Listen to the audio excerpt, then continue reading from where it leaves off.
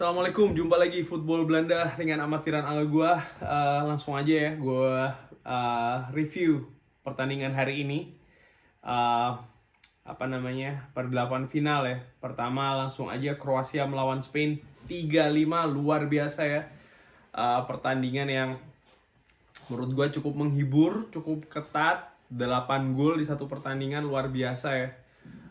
Jalannya pertandingan sendiri sih kalau gue lihat dari babak pertama terutama ya, Spanyol ini kan seperti pada saat ya 3 pertandingan yang sudah mereka lakukan ya, artinya mereka ini lebih bermain dengan tempo tinggi, menguasai pertandingan, berusaha untuk bermain atraktif, melakukan banyak penetrasi, dan ini memaksa Kroasia itu mau nggak mau mereka setback di belakang ya, artinya mereka lebih mencoba untuk bertahan di belakang ya. Tercatat ball possession ini 27% melawan 73% ya, dan total shotsnya di babak pertama sendiri itu 11 berbanding 2. Jadi benar-benar Spanyol ini menguasai jalannya pertandingan ya. Walaupun mereka sempat tertinggal di menit ke-20 melalui gol bunuh diri ya, blunder kipernya sih sebenarnya itu ya.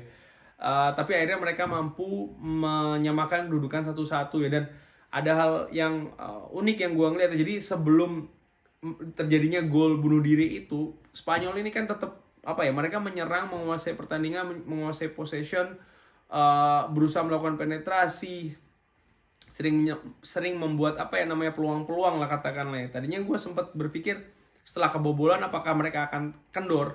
Ternyata tidak, mereka terus merengsek, menyerang, dan akhirnya mereka memetik buahnya lah katakanlah 1-1. Di babak kedua bahkan mereka sempat sampai dengan menit ke-76 ini unggul ya 1-3 melalui gol Aspi dan juga Ferran Torres. Dan gue yakin bukan cuma gue ya, pasti banyak juga yang berpikir ketika skor 1-3 ini maka Spanyol akan katakanlah dengan mudah mengakhiri pertandingan dan mendapatkan tiket ya, karena mereka menguasai pertandingan, mereka katakanlah memiliki lebih banyak peluang ya, di samping itu tadi ya mereka katakanlah ya sudah unggul 2 gol terutama ya. Tapi apa yang terjadi, justru Kroasia ini yang bermain menurut gue luar biasa ya. Mereka bermain sabar, mereka bermain ada style yang berubah pastinya, memasukkan beberapa pemain yang lebih fresh dengan lebih ke tipikal penyerangan. Sementara Luis Enrique sendiri sudah memasukkan beberapa pemain ya. Kalau yang gue ngeliat ini seperti Jordi Alba dimasukkan, lalu Fabian Ruiz yang lebih untuk mengamankan kedudukan ya. Dan ini justru yang membuat malapetaka ya, tekanan dari Spanyol berkurang, sementara ini memberikan ruang ya, memberikan tempat kepada space terutama ya kepada pemain-pemain Kroasia, dan akhirnya ya mereka mampu mencetak 2 gol di atas menit ke-85 ya, masing-masing melalui Mislav Orsic. Itu menurut gue gol yang merubah keadaan ya, karena masih ada 5 menit, gol yang menurut gue berawal dari scrimmage, agak sedikit kontroversi karena ya bolanya sudah masuk atau belum ya, walaupun ternyata setelah dilihat memang bolanya sudah masuk ya. Dan ya ditambah lagi ya mereka melakukan pressing terus-menerus, pemain Spanyol tampak ya agak sedikit menurun kondisinya, dan konsentrasinya juga akhirnya dijebol oleh Mario Pasalic di menit ke-90 ya. Cuman yang catatan gue lagi yang menarik adalah ketika memasuki babak tambahan extra time, ya kalau gue ngelihat Spanyol ini tetap berusaha untuk memegang kendali ya, seakan-akan mereka tidak mau pertandingan ini sampai dengan adu penalti ya. Sementara Kroasia pun juga kalau menurut gue agak sedikit serba salah Kroasia. Begini serba salahnya, ketika keadaan 3-3, mereka ini kalau merengsek terus menyerang, mereka tahu serangan balik Spanyol ini ya seperti kita ketahui juga cukup berbahaya, dan ini yang terjadi kan. Banyak sekali skema-skema serangan balik Spanyol yang ya akhirnya juga ya itu tadi ya membuahkan gol. Bahkan beberapa kali skema serangan balik ini juga menghadirkan peluang yang cukup bagus untuk Spanyol ya. Dan ya gol dari Alvaro Morata menurut gua ini juga membuktikan bahwasanya dia ini secara pemain ya profesional, mental yang kuat. Sekalipun sempat ya itu tadi ya, dia kan cerita di sosial media atau di berita katakanlah sempat tidak bisa tidur karena menerima banyak ancaman dan lain-lain, tapi dia tetap bisa bermain baik. Bahkan gol yang dicetak oleh Oyarzabal ini juga merupakan setup play dari seorang Alvaro Morata ya, dan menurut gue luar biasa penampilan Alvaro Morata di pertandingan kali ini ya. Dan ya menurut gue Spanyol bermain dengan dengan cerdik juga. Artinya begini, mereka tahu keadaan 3-3 ini kalau seandainya dibawa sampai adu penalti, maka chance-nya akan balik lagi menjadi 50-50 ya. Padahal mereka tentunya lebih diunggulkan katakanlah untuk lolos, dan menurut gua ya di atas lapangan pun juga kualitas pemainnya juga lebih bagus Spanyol ya. Dan seperti gua bilang, Spanyol ini kan sebenarnya cukup oke. Hanya saja ya itu tadi ya, kuncinya sebenarnya di depan, karena selama ini mereka kesulitan baik itu melawan Swedia, melawan Slovakia, dan baru agak terbuka itu kerannya ketika mereka menghadapi Poland ya. Dan ya di pertandingan ini terlihat bahwasanya Spanyol ini semakin tajam lah katakan, dan ini akan menjadi ancaman bagi ya itu tadi ya di babak selanjutnya tim mana yang akan menghadapi. Overall cukup menghibur pertandingannya, dan pertandingan kedua yang baru saja selesai ini luar biasa ya, Prancis melawan Swiss, tim yang gue dukung, bermain luar biasa menurut gue, bermain rapi ya. Di babak pertama seperti biasa Prancis yang memegang kendali, menguasai possession, tapi tidak begitu telak ya. Karena apa? Karena gue ngelihat pemain-pemain Prancis ini banyak juga memberikan space kepada terutama pemain tengah dari Switzerland ya, ketika mereka ingin membangun serangan. Cuman itu tadi Swiss akhirnya mampu membuka gol dulu di menit ke-15 melalui Seferovic. Setelahnya memang ya mereka lebih banyak setback ya, menumpuk orang lah di belakang. Tapi ya itu tadi, mereka tetap bisa melakukan serangan-serangan balik yang menurut gue cukup berbahaya. Kenapa bisa berbahaya? Karena itu tadi, pemain tengah Prancis ini sering memberikan ruang itu tadi, dan pemain Swiss ini juga menurut gue cukup pintar lah katakanlah ya, untuk memanfaatkan ruangan-ruangan yang mereka dapat ya. Jadi mereka tahu kapan mereka harus melakukan serangan, kapan mereka harus mendelay bola dulu, kapan mereka harus bermain direct katakanlah. Dan menurut gue ini ya again, Swiss menurut gue bermain cukup rapi katakanlah di pertandingan ini ya. Memasuki babak kedua ya ada serangan dari Swiss dan mendapatkan penalti, dan menurut gue tuh memang harus penalti. Cuman sayang diselamatkan ya. Jadi penalti dari Ricardo Rodriguez ini dapat dibaca dengan baik oleh seorang Hugo Lloris, dan menurut gue inilah titik balik ya dari pertandingan ini, dimana Swiss ini kan gue ikutin pertandingan Swiss ya di ajang-ajang internasional nih dari tahun 96. Setiap kali mereka ada ajang, terutamanya setelah tahun 2001 ya, setelah gue di sana tuh lebih gue saksikan lagi pastinya. Dan salah satu permasalahan Swiss ini kan seperti gue pernah bahas juga di beberapa video adalah dari sisi mental ya. Dan ini yang terjadi. Kendati pun mereka 1-0 sudah unggul 1-0, penalti gagal, tapi mereka mentalnya langsung drop. Which is menurut gue ya, kenapa harus drop, toh mereka juga masih 1-0. Tapi ini yang terjadi ya.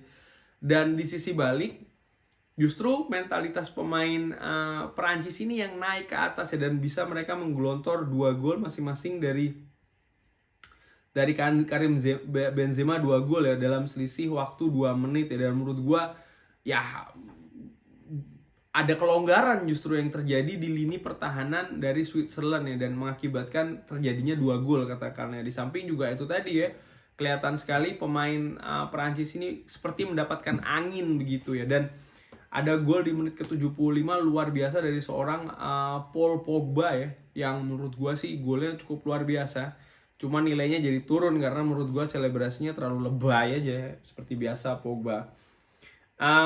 Sampai di menit ke-75 sebenarnya ketika kedudukan 2-1 akan ada pergantian ini. Jadi Xherdan Shaqiri digantikan oleh Gavranovic, dan Kevin Babu ini masuk ya, menggantikan seorang Widmer. Kevin Babu ini kan sebenarnya sama posisinya, sama-sama wingback kanan kok tidak salah ya. Cuman Babu ini dibandingkan dengan Widmer, Babu ini lebih punya ofensif yang lebih daripada defensif katakanlah. Dan kelihatan sekali Petrovic ini ingin supaya Swiss ini ya, karena mereka tertinggal 2-1 ya, mau nggak mau mereka harus keluar menyerang untuk mengamankan tiket, dan yang terjadi justru Pogba mencetak gol ya. Cuman anehnya ketika setelah Pogba mencetak gol atau ya setelahnya itu, Swiss ini sebenarnya tetap bermain lebih, gua justru melihatnya setelah tinggal 3-1 Swiss ini seperti bermain lepas ya. Mereka bermain dengan rapi lagi, mereka menyusun serangan dengan baik, possession dengan oke. Kalau mereka bisa masuk, mereka masuk. Kalau tidak, mereka akan tarik lagi bola ke daerah mereka sendiri. Artinya mereka tidak ingin kehilangan possession. Dan sekali lagi Perancis setelah keunggulan 3-1, mereka justru lebih banyak memberikan space kepada pemain-pemain Swiss ya. Dan ya akhirnya gol tercipta melalui Haris Seferovic, sundulan ya di menit ke-81, dan again gol ini cukup krusial membangkitkan semangat Swiss ya. Mereka masih punya 9 menit dan ini seperti mengagetkan apa namanya Perancis ya. Dan satu yang gua sorotin adalah pertahanan Perancis ya. Sudah lini tengahnya memberikan banyak space kepada pemain Swiss. Lini belakangnya menurut gua sangat-sangat rapuh ya. Varane menurut gue tidak bermain dalam kapasitas terbaiknya di pertandingan kali ini ya. Dan ya akhirnya di menit ke-90 Mario Gavranovic ini berhasil mencetak gol menjadi 3-3 ya. Di babak tambahan menurut gue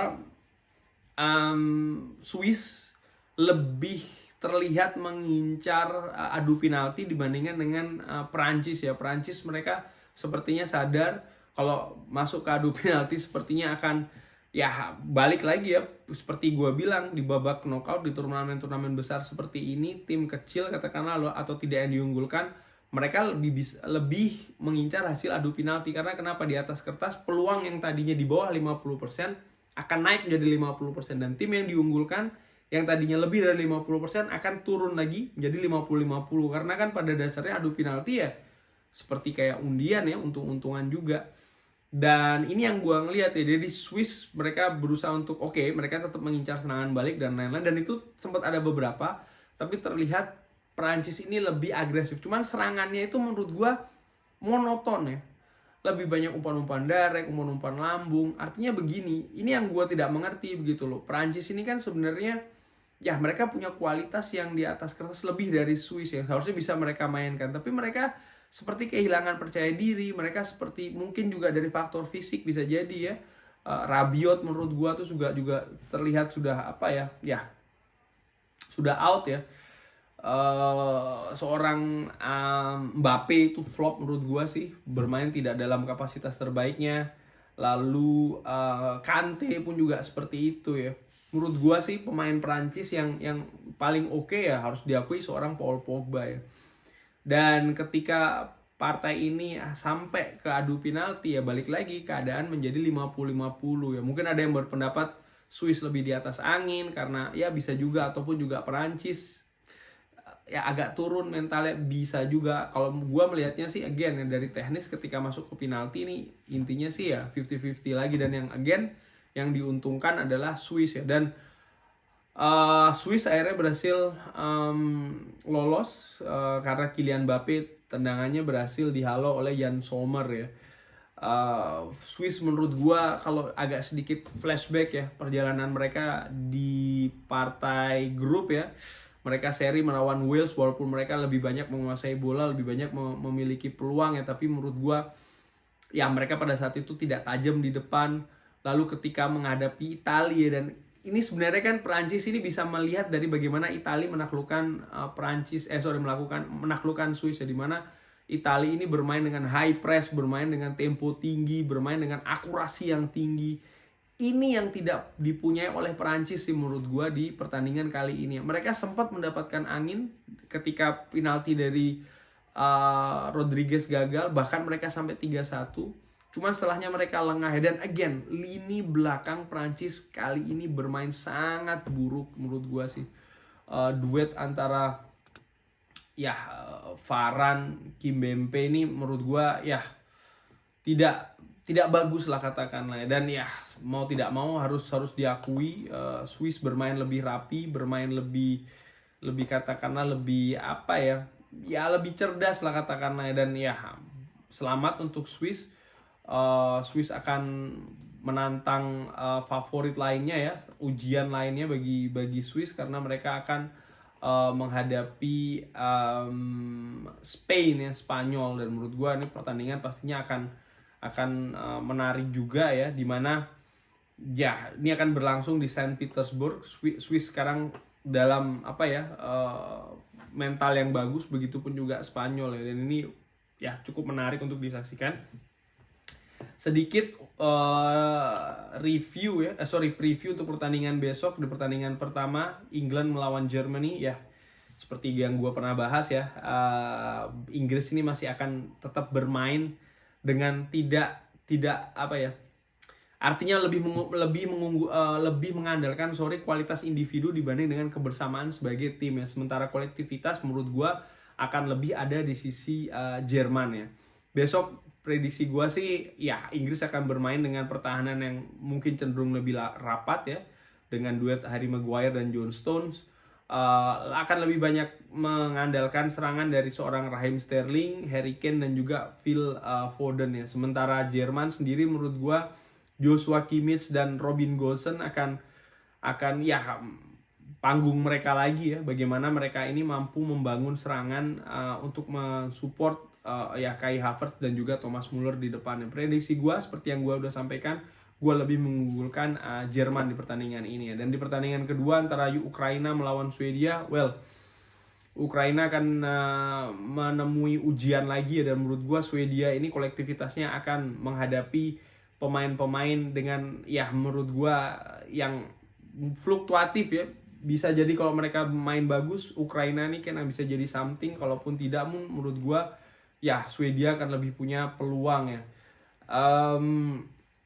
Ukraina di pertandingan terakhir dikalahkan oleh Austria, dan menurut gue pada saat itu mereka bermain tidak bagus ya. Sepanjang penampilan di grup pun juga gue nggak ngelihat Ukraina ini katakanlah bermain impresif atau bermain bagus secara konstan ya. Dan menurut gue melihat 3 pertandingan terakhir di fase grup, gue lebih mengunggulkan Swedia untuk bisa lolos ya. Kurang lebih seperti itu review pertandingan hari ini dan sedikit preview untuk pertandingan besok. Tetap ikutin Football Belanda, channel ringan amatiran ala gua. Wassalamualaikum warahmatullahi wabarakatuh.